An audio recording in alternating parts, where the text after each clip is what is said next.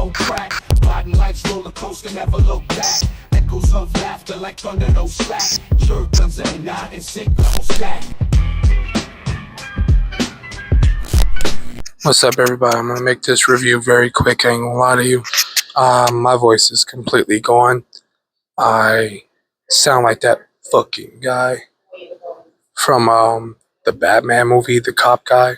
You're protecting this guy, Jim? He interfered in an active hostage situation. Colson's blood is on his hands. So let's talk about the movie. I didn't see The Wolfman. Don't pay attention to that. Let's talk about the movie I just saw called Nosferatu. I was looking forward to this movie. I ain't gonna lie to you. It's made by Robert Eggers, the same guy who made The Northman, The Witch, and The Lighthouse.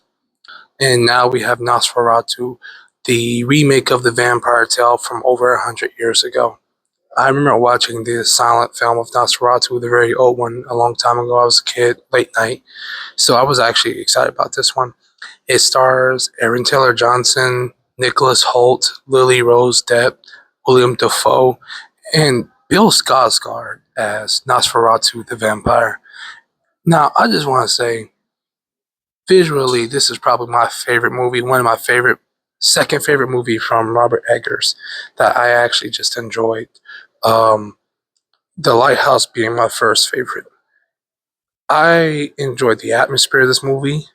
I enjoyed the eerie feeling you get about Nosferatu the vampire. I will say this: if you're into jump scare horror films, this one is a little more jump scare than Robert Eggers' normal formula, but it's not that much. At the end of the day, this is an artisan type film. If you're not into artisan type films, I wouldn't suggest this movie. If you like the 1990 Ford Francis Coppola Dracula with Keanu Reeves, then you'll probably like this movie. Bill Skarsgård is unrecognizable in this movie.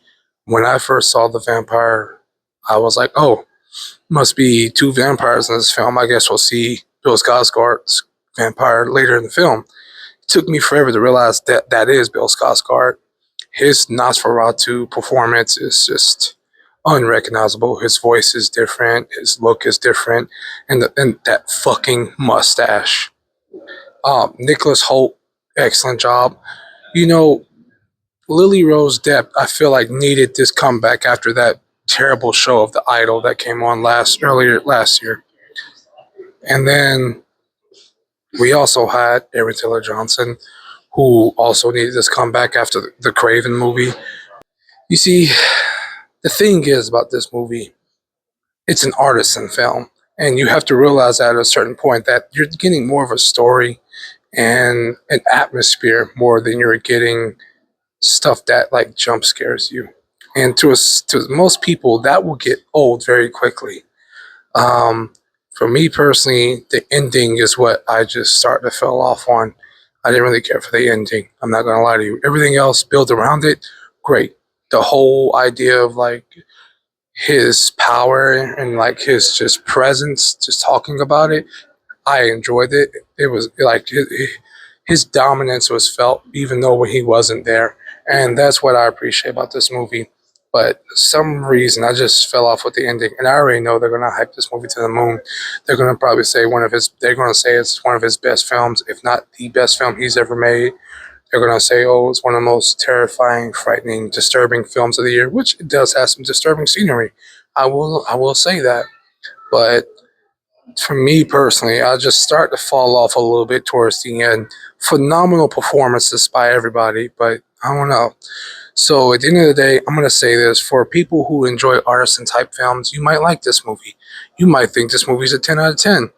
I enjoy artisan films. I really do.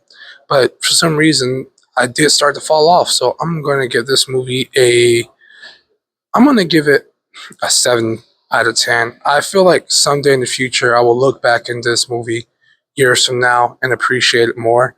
I don't think it's trash. I just think it needs time for me to process. I don't care to watch The Witch again. I don't care to watch The Northman again. I could watch The Lighthouse again, but I don't see myself watching this as much as I did The Lighthouse. So 7 out of 10. Peace.